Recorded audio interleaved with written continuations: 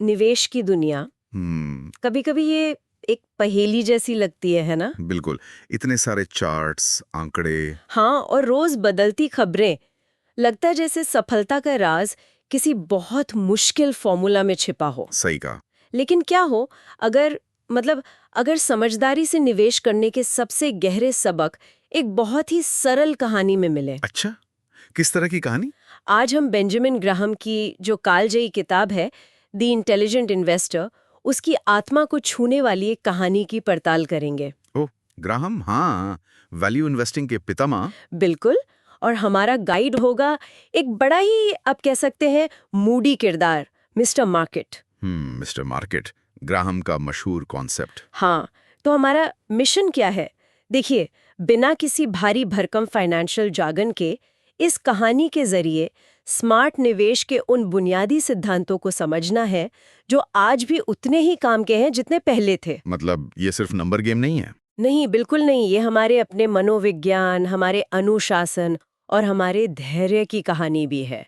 तो चलिए शुरू करते हैं। जरूर। तो पहले बेंजामिन ग्राहम, जैसा आपने कहा, वैल्यू इन्वेस्टिंग के पितामह। जी, और वॉल स्ट्रीट के डीन भी कहते थे उन्हें। हाँ, और वो कोई शेयर बाजार के ज्योतिषी नहीं थे। नहीं नहीं, वो रातों रात अमीर बनने के नुस्खे बेचते थे। नहीं, वो एक गहरे विचारक थे। उनका मानना था कि निवेश किस्मत का खेल नहीं है, सही। बल्कि तर्क, विश्लेषण और सबसे जरूरी सही स्वभाव का नतीजा है। उन्होंने वॉरेन बफेट जैसे कितने ही सफल निवेशकों को पढ़ाया। और उनका सिखाने का तरीका भी बड़ा दिलचस्प था, कहानियों और उदाहरणों से भरा हुआ। बिल्कुल। और उन्हीं में से एक है ये मिस्टर मार्केट की कहानी। हाँ, बताइए इसके बारे में। तो कल्पना कीजिए, आप एक छोटे बिजनेस के मालिक हैं। मान लीजिए शहर में आपकी एक अच्छी दुकान है। ठीक है। और आपका एक बिजनेस पार्टनर है मिस्टर मार्केट। Mister market. अब ये जो मिस्टर मार्केट हैं, जी। ये थोड़े अजीब हैं। वो रोज ही आपकी दुकान पर आते हैं। रोज? हाँ, बिना नागा।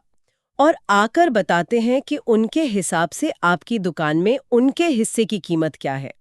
और वो आपको विकल्प भी देते हैं, या तो आप उनका हिस्सा खरीद लें या अपना हिस्सा उन्हें बेच दें। अच्छा, रोजाना वैल्यूएशन और ऑफर। हाँ। लेकिन मिस्टर मार्केट बहुत मूडी हैं, बहुत ज्यादा। मूडी कैसे? एक दिन वो एकदम खुश झूमते हुए आएंगे। वाह क्या दिन है, तुम्हारी दुकान तो कमाल की है, मुझे लगता है आज इसकी कीमत 1 लाख रुपए है। सुनो, मेरा आधा हिस्सा 90,000 रुपए में ले लो, तुम्हारे लिए खास ऑफर। वाह, मतलब फुल जोश में। बिल्कुल, आंखों में चमक। लेकिन अगले ही दिन वही मिस्टर मार्केट, चेहरा उतरा हुआ, आवाज कांप रही है। अच्छा। हाँ, कहेंगे, हे भगवान, सब बर्बाद, अर्थव्यवस्था डूब रही है, तुम्हारी दुकान की कोई कीमत नहीं बची, बेकार है ये सब। सुनो, मेरा हिस्सा बस 50,000 रुपए में ले लो प्लीज। अरे बाप रे, एकदम उलट। हाँ, लगभग गिड़गिड़ाते हुए। तो मिस्टर मार्केट का यही रोज का नाटक है, कभी आसमान पर कभी जमीन पर, मूड पेंडुलम की तरह। और यही ग्राहम का सबसे बड़ा सबक छिपा है ना? बिल्कुल। आप बताइए। देखिए, आपकी दुकान का जो असली मूल्य है, जिसे हम इंट्रिंसिक वैल्यू कहते हैं, वो सिर्फ इसलिए नहीं बदल जाता क्योंकि मिस्टर मार्केट आज खुश हैं या कल डरे हुए थे। मिस्टर मार्केट असल में क्या है? वो बाजार की सामूहिक भावना है। Market sentiment. भीड़ का मूड एक तरह से। बिल्कुल। भीड़ का डर और लालच। मिस्टर मार्केट उस बिजनेस की असली कीमत का पैमाना नहीं है। तो समझदार निवेशक क्या करता है? इंटेलिजेंट इन्वेस्टर, जैसा ग्राहम कहते हैं, वो इस बात को समझता है। वो मिस्टर मार्केट को अपना मालिक नहीं बनने देता। वो सुनता है पर मानता नहीं। हाँ, कुछ ऐसा ही। वो मिस्टर मार्केट के मूड स्विंग्स को देखता है, सुनता है, लेकिन उनसे प्रभावित होकर अपने फैसले नहीं बदलता। वो जानता है कि मिस्टर मार्केट की जो ये रोज की कीमतें हैं। अच्छा। कैसे? जब मिस्टर मार्केट बहुत डरे हुए हों और बहुत कम कीमत लगा रहे हों, तब शायद खरीदने का मौका हो। और जब वो बहुत ज्यादा उत्साहित हो और बहुत ऊंची कीमत दे रहे हो, तब शायद बेचने का। मतलब मिस्टर मार्केट की भावनाओं का फायदा उठाना।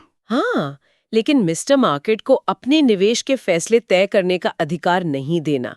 रोज का जो बाजार का शोर है, वो हमें भटकाने की कोशिश करता है। ये कहानी याद दिलाती है कि असली कीमत शोर के साथ नहीं बदलती। हाँ, ये समझना कि मिस्टर मार्केट सिर्फ एक अस्थिर पार्टनर है, कोई गुरु नहीं, ये बड़ी राहत की बात है। लेकिन फिर सवाल यह है कि निवेशक करे क्या?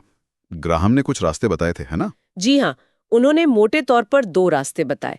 हर निवेशक को अपनी प्रकृति और जरूरत के हिसाब से चुनना होता है। पहला कौन सा था? पहला है सुरक्षित निवेशक या डिफेंसिव इन्वेस्टर। ये कौन लोग होते हैं? ये वो लोग हैं जो शायद निवेश में बहुत ज्यादा समय नहीं देना चाहते, या जिनकी रुचि गहरी रिसर्च में नहीं है, या शायद उनका स्वभाव ही ऐसा है कि वो स्थिर मध्यम रिटर्न से खुश रहते हैं, सुरक्षा और सरलता चाहते हैं। तो ये करते क्या हैं आमतौर पर? ये अपना पैसा मुख्य रूप से अच्छी क्वालिटी के बॉन्ड्स और बड़ी स्थापित कंपनियों के शेयरों में लगाते हैं। मतलब वो कंपनियां जो लगातार मुनाफा कमाती हैं। और डाइवर्सिफिकेशन मतलब पैसा फैला कर रखना। हाँ, वो बहुत जरूरी है इनके लिए।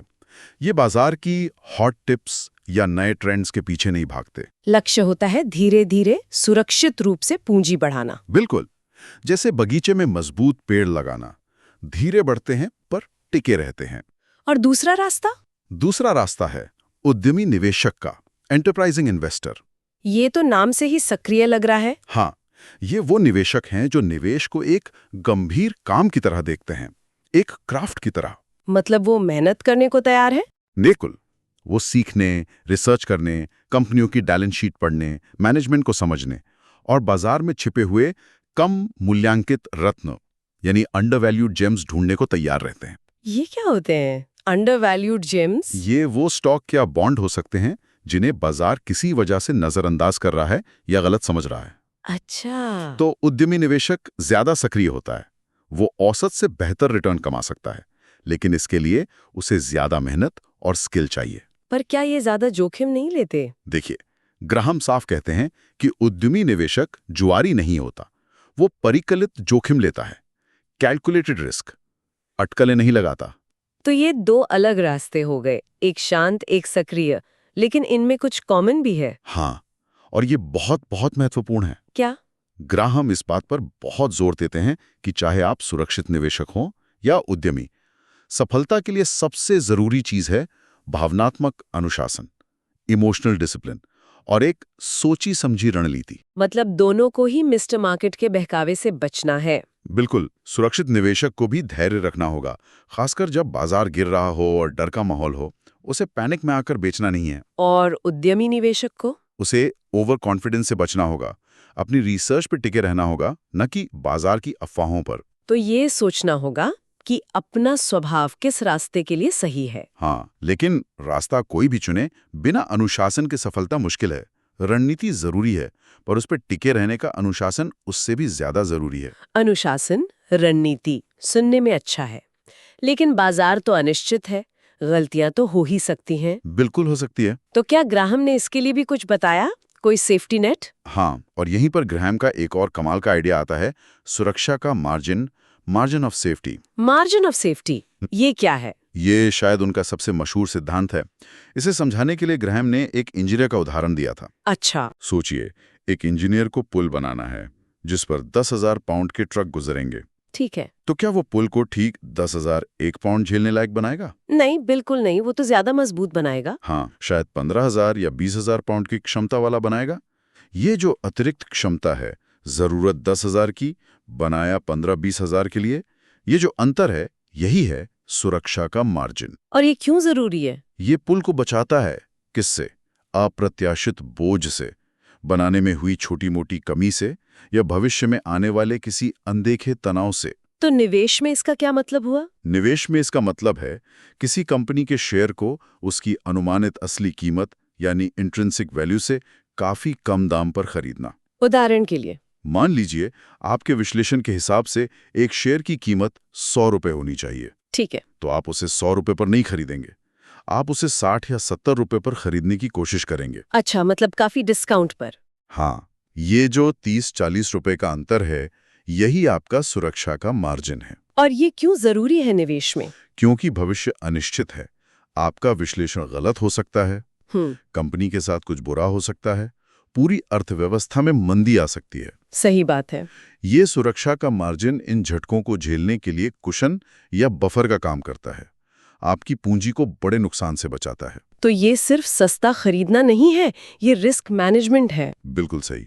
ये जोखिम को कम करने का तरीका है, और ये मनोवैज्ञानिक रूप से भी मदद करता है। वो कैसे?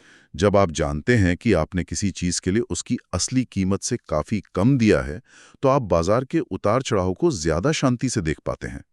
अगर कीमत थोड़ी और गिर भी जाए तो आपको पता है कि आपने पहले अच्छी डील की है। हाँ, ये बात तो है। घबराहट कम होगी। ये आपको पैनिक सेलिंग से रोकता है। यही चीज निवेशकों को सट्टेबाजों से अलग करती है। सट्टेबाज अक्सर बढ़ती कीमतों के पीछे भागते हैं, निवेशक वैल्यू ढूंढता है और उसे छूट पर खरीदता है। तो हर निवेश से पहले पूछना चाहिए, क्या मैं ज्यादा कीमत तो नहीं दे रहा?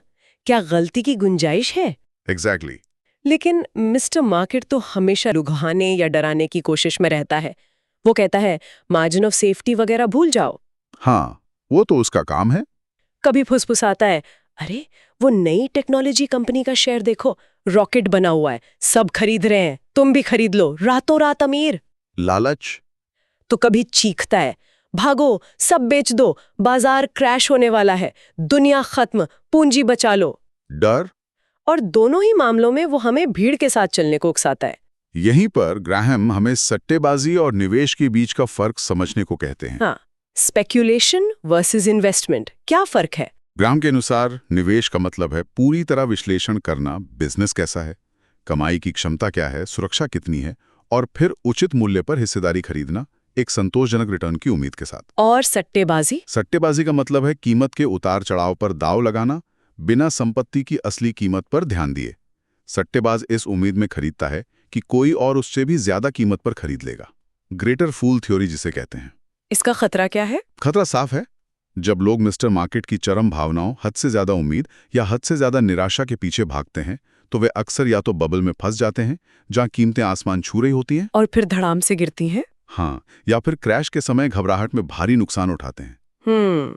ग्राहम बार बार कहते हैं, स्टॉक सिर्फ स्क्रीन पर चमकते नंबर नहीं हैं, वे असली बिजनेस में आपकी हिस्सेदारी हैं। आप कंपनी के मालिक का छोटा सा हिस्सा बनते हैं। और बाजार, मिस्टर मार्केट? बाजार को अपना गुरु नहीं, अपना नौकर समझो। मिस्टर मार्केट आपको रोज कीमतें बताता है, ये उसकी ड्यूटी है। आपकी ड्यूटी है ये तय करना कि क्या उसकी बताई कीमत आपके लिए फायदेमंद है। मतलब मिस्टर मार्केट का इस्तेमाल करो, पर उसे खुद का इस्तेमाल मत करने दो। बिल्कुल। निवेशकों के लिए पहचानना जरूरी है कि कब वो तर्क के आधार पर निवेश कर रहे हैं और कब वो भावनाओं या भीड़ के दबाव में सट्टा लगा रहे हैं। तो अगर हम सट्टेबाजी से बचें, मिस्टर मार्केट को इग्नोर करें, मार्जिन ऑफ सेफ्टी रखें, तो एक इंटेलिजेंट इन्वेस्टर का जीवन कैसा होता है? क्या वो हमेशा स्क्रीन देखता रहता है? नहीं, ग्राहम की कहानी के अनुसार बुद्धिमान निवेशक का नजरिया ज्यादा शांत और स्थिर होता है। शांत? हाँ, एक किसान की तरह, जो बीज बोता है, धैर्य से फसल का इंतजार करता है और मौसम के उतार चढ़ाव से घबराता नहीं। वो रोज रोज अपने खेत की कीमत नहीं पूछता। उसका ध्यान लंबी अवधि पर होता है। बिल्कुल, वो अपने पोर्टफोलियो को संतुलित रखता है। शायद कुछ हिस्सा ग्रोथ वाले स्टॉक्स में, जैसे पौधे, और कुछ हिस्सा स्थिरता देने वाले बॉन्ड्स वगैरह में, जैसे मजबूत पेड़। और एक बहुत जरूरी बात आपने कही थी, टाइमिंग द मार्केट। हाँ, बुद्धिमान निवेशक टाइमिंग द मार्केट की कोशिश में अपनी एनर्जी बर्बाद नहीं करता। मतलब ये अंदाजा लगाने की कोशिश नहीं करता कि बाजार का बॉटम कब आएगा या टॉप कब आएगा। ये तो लगभग नामुमकिन है। हाँ, इसके बजाय वो टाइम इन द मार्केट पर ध्यान देता है। यानी बाजार में टिके रहना। सही। अच्छे बिजनेस में निवेशित रहना, उन्हें बढ़ने और बाजार के उतार चढ़ाव को झेलने का समय देना। और यहीं पर वो कंपाउंडिंग वाली बात आती है। हाँ, चक्रवृद्धि की शक्ति। जब आप लंबे समय तक निवेशित रहते हैं तो आपका रिटर्न कमाने लगता है। ये शुरुआत में धीमा लगता है, पर समय के साथ इसका असर कमाल का होता है। आइंस्टाइन ने 8वां अजूबा कहा था इसे। बिल्कुल। इसकी तुलना उन लोगों से कीजिए जो लगातार बाजार में अंदर बाहर होते रहते हैं, ट्रेंड्स का पीछा करते हैं और अक्सर फीस और गलत टाइमिंग के चक्कर में पैसा गंवा देते हैं। तो संदेश साफ है, धैर्य, अनुशासन और लंबी अवधि का नजरिया। हाँ, यही असली धन बनाने की कुंजी है, न कि रोज बाजार को मात देने की कोशिश। ज्यादा एक्टिविटी अक्सर नुकसान ही करती है। ये सब सुनने के बाद लगता है कि अगर हम ये सब करें, मिस्टर मार्केट को समझें, सही रास्ता चुनें, मार्जिन ऑफ सेफ्टी रखें, सट्टेबाजी से बचें, धैर्य रखें, तो सफलता पक्की है। लगता तो है। लेकिन कहानी का अंत एक और गहरा मोड़ लेता है। अच्छा, वो क्या? ग्राहम आखिर में एक चौंकाने वाली बात कहते हैं। वो कहते हैं कि तमाम विश्लेषण और रणनीतियों के बाद भी निवेशक का सबसे बड़ा दुश्मन मिस्टर मार्केट नहीं है। मिस्टर मार्केट नहीं तो फिर कौन? सबसे बड़ा खतरा बाहर नहीं, भीतर है। भीतर? मतलब? निवेशक का सबसे बड़ा दुश्मन वो खुद है। खुद? हाँ, उसका अपना डर जो उसे बाजार गिरने पर सब बेचने को उकसाता है।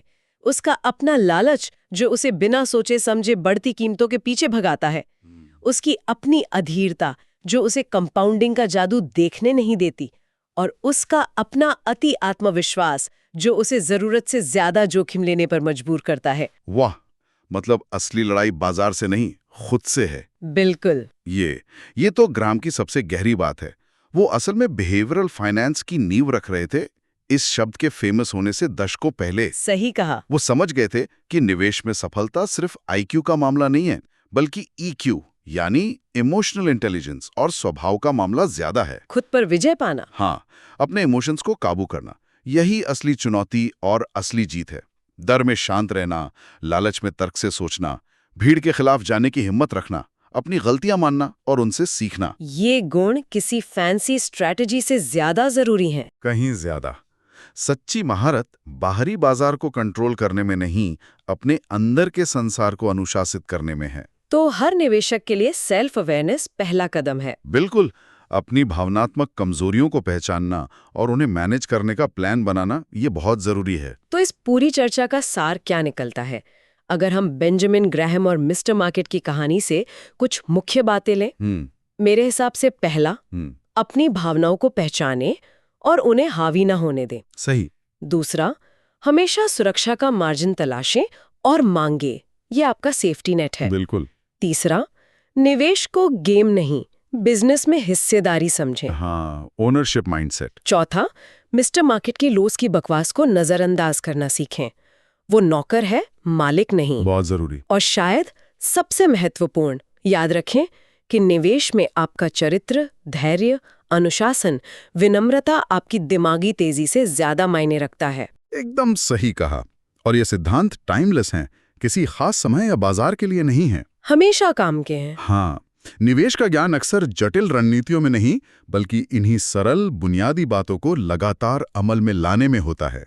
भीड़ से अलग सोचने की हिम्मत, धैर्य रखने का अनुशासन और कीमत के बजाय वैल्यू पर फोकस, यही स्थायी सफलता की नींव है। ग्राहम की शिक्षाएं हमें याद दिलाती हैं कि समझदारी अक्सर सादगी में मिलती है। और जैसा कि हम हमेशा करते हैं, जाते जाते एक विचार छोड़ जाते हैं सुनने वालों के लिए। जरूर। ये आज की दुनिया से जुड़ा है। सोचिए, आज के इस डिजिटल युग में जहां खबरें 24/7 है, सोशल मीडिया पर हर कोई एक्सपर्ट है, बाजार की जानकारी उंगलियों पर है। हाँ, माहौल बहुत तेज हो गया है। तो इस माहौल में मिस्टर मार्केट का रूप कैसा हो गया है? क्या टेक्नोलॉजी ने उनके मूड स्विंग्स में और भी ज्यादा तेज और ज्यादा संक्रामक नहीं बना दिया है? हम सोचने वाली बात है। इस लगातार शोर और भावनात्मक उत्तेजना के बीच आज का इंटेलिजेंट इन्वेस्टर अपनी आंतरिक शांति, अपना तर्क और अपना सुरक्षा का मार्जिन कैसे बनाए रख सकता है, इस पर विचार जरूर कीजिएगा। बहुत अच्छा सवाल है। आज की इस गहरी पड़ताल में बस इतना ही। उम्मीद है बेंजामिन ग्राहम और मिस्टर मार्केट की ये कहानी आपके निवेश के सफर में मददगार साबित होगी।